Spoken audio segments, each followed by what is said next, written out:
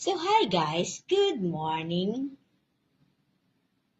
So, nagluto pala ako ng adobong atay ng manok. Tsaka gumagawa din ako ng chili. Sarili kong gawa, my version. Chili oil, garlic, and then bakbet. Ayan. So, this is the rice, garlic. Ayan. So, every morning, I'm preparing my son's baon since he's going to the office. How about you? Do you have kids going to the office or school? And are you preparing lunch for them too? Me, I'm preparing every morning. So how about you guys?